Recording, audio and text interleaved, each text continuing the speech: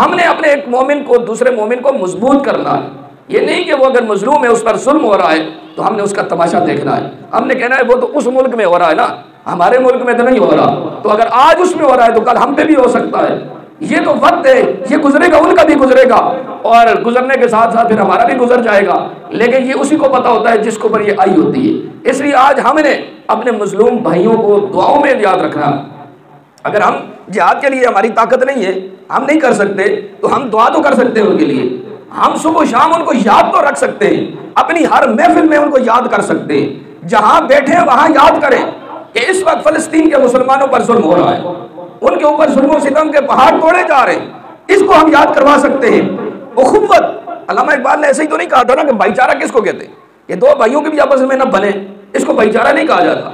अल्लामा इकबाल ने कहा था उखुव्वत इसको कहते हैं, चुभे कांटा जो काबल में, काबल वाले को उखुव्वत इसको कहते हैं, चुभे जो कांटा काबल में, हिंदुस्तान का हर पीर और जवां बेताब हो जाए।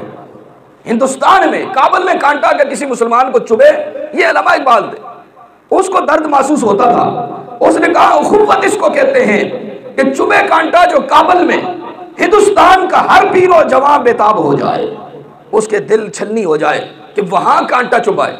यार अल्लामा इकबाल तो कांटा चुभने का कह रहे हैं और फलस्तीन में तो गले कट रहे हैं।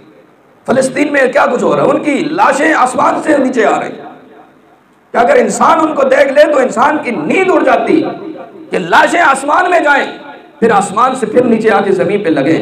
तो एक लम्हे के लिए हम अपने बच्चों को सामने खड़ा करके और उस वीडियो को देख लें तो इंसान के पांव के नीचे से जमीन निकल जाएगी। अगर आज उनके बच्चे आसमान को छू कर वापिस जमीन पर आके गिर रहे तो हम मुसलमान हैं, हमने क्या किया है उनके लिए, हमारे पास में क्या था? हमारी तो खुशियां नहीं खत्म होती ना।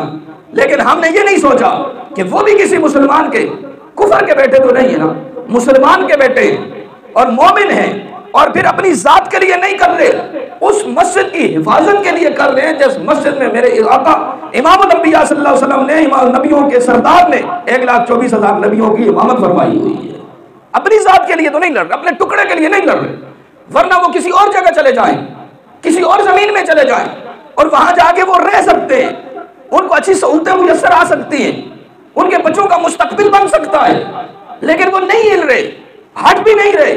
उसकी वजह यह है कि उनसे पूछा जाए कि भाई तुम अपने बच्चों का मुस्तकबिल बनाना चाहते हो या कटवाना चाहते हो?